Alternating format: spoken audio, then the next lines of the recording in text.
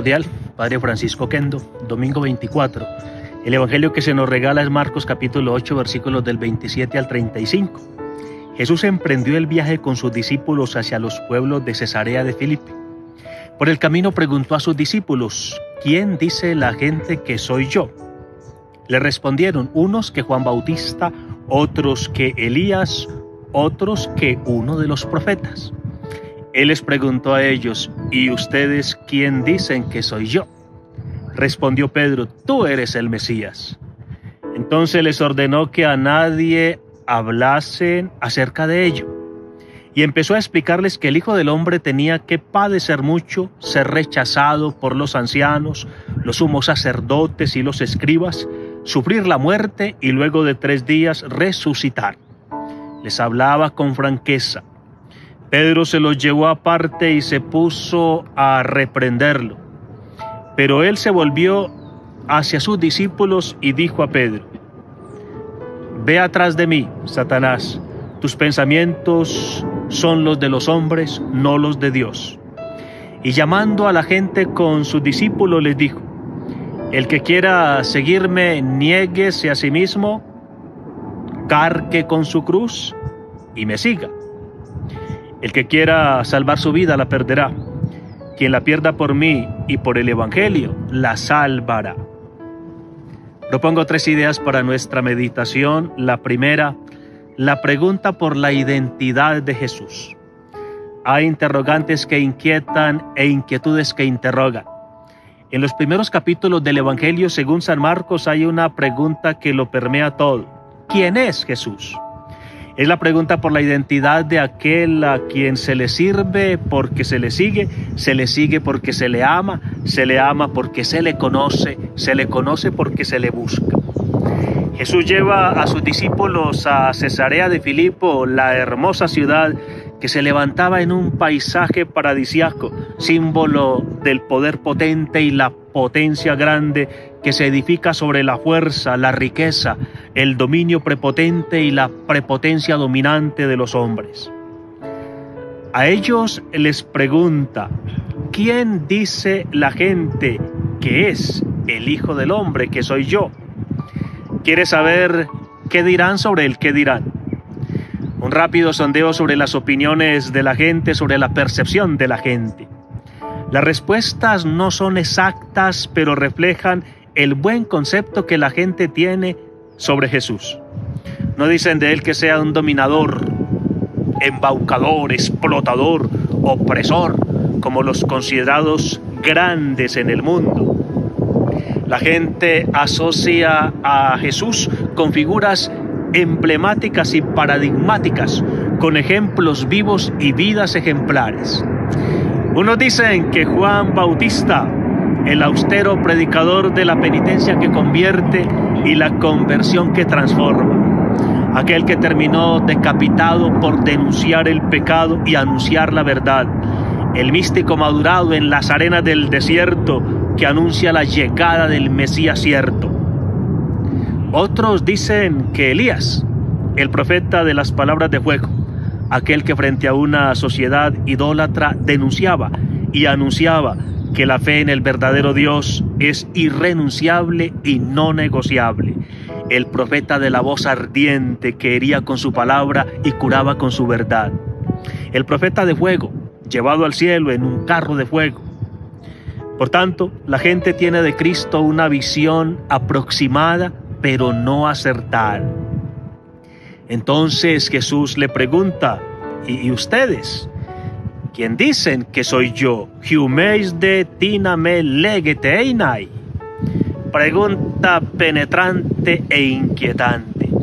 Pero es la pregunta que Jesús dirige a sus discípulos en todo tiempo y lugar, pues no se puede ser discípulo suyo sin responder a esta importante cuestión. La pregunta por su verdad y su identidad. Jesús no está buscando una definición, sino una relación.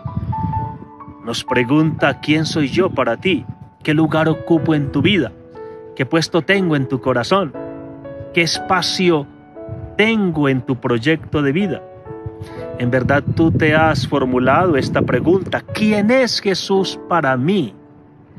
Porque no somos cristianos por seguir algo, sino por seguir a alguien, a Jesús, que es nuestro todo. Pedro tomó la palabra y respondió: tú eres el Mesías, siu ei ho Christos. Versículo 29. La palabra Cristo es la traducción al griego del término hebreo Mashiach, que significa ungido. Pedro está confesando: tú eres el Mesías. Nos preguntamos: ¿y quién era el Mesías? ¿O quién era el ungido en aquella época? Desde los tiempos del glorioso rey David, y conforme a la promesa del Señor, el pueblo de Israel esperaba al ungido del Señor, el sacerdote, profeta y rey que habría establecido el reino eterno sobre la tierra. Pedro, por tanto, le está diciendo a Jesús: tú eres el Mesías esperado, tú eres el Rey esperado, tú eres el Salvador esperado, tú eres el Liberador esperado. Esa es también nuestra confesión de fe cada vez que pronunciamos la palabra Jesucristo, que no es el nombre de Jesús, sino su nombre más su título. Cada vez que la pronunciamos, renovamos la profesión de fe de Pedro y decimos: Jesús es el Cristo, es decir, Jesús es el Mesías. Segunda idea, el mesianismo de Jesús. Porque nos preguntamos: si Jesús es el Mesías, ¿qué tipo de Mesías es Jesús? Jesús los conjuró para que no hablaran a nadie acerca de esto, dice el versículo 30. Jesús quiere evitar malas interpretaciones. Según la mentalidad de la época, en aquel concreto contexto social y cultural, el Mesías era pensado como un potente vencedor que domina sobre todos, imponiendo su admirable potencia. Era concebido como uno que reina siguiendo la lógica del mundo, la lógica del poder rico y la riqueza potente, la lógica de la fuerza dominadora y el dominio fuerte. El mesianismo de Jesús no es eso. Él no habla de imponer, sino de padecer. No habla de ser temido o aplaudido, sino de ser reprobado, rechazado por el poder político, los ancianos, el poder religioso, los sumos sacerdotes, y el poder cultural, intelectual, los escribas. No habla de matar, sino de morir en la esperanza de resucitar. Jesús propone, por tanto, un mesianismo contracultural, difícil de aceptar, de asimilar, de tolerar. Por eso Pedro, creyendo hacerle un favor, lo toma, pasa adelante, lo saca del camino, lo lleva caminando detrás de él y comienza a increparlo, a exorcizarlo. Pedro pretende que Jesús abandone su idea de mesianismo, el mesianismo de la vida donada, el mesianismo del siervo sufriente, del cual nos habla la primera lectura, Isaías 55:9, para que Jesús se acomode a la idea de Mesías que es común entre la gente. Jesús, piensa Pedro, debe presentarse como Mesías victorioso y exitoso, no como un derrotado, rechazado y ejecutado. Jesús se vuelve hacia sus discípulos porque la enseñanza es para todos e increpa a Pedro diciéndole: ponte detrás de mí. Jesús exorciza a Pedro para que comprenda que él debe ajustarse a lo que propone su maestro y no el maestro debe ajustarse a lo que quiere Pedro.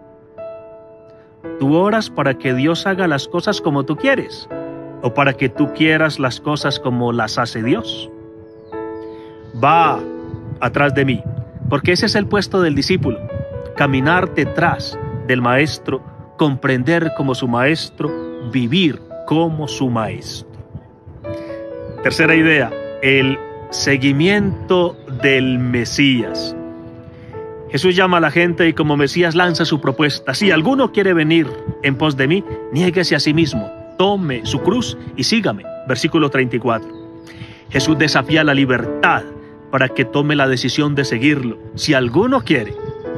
El seguimiento no es fruto de una fugaz emoción, sino de una madurada decisión. Acolutei tomoi, sígame. ¿Cómo se le sigue? Se le sigue viviendo la ascesis mística y la mística ascética.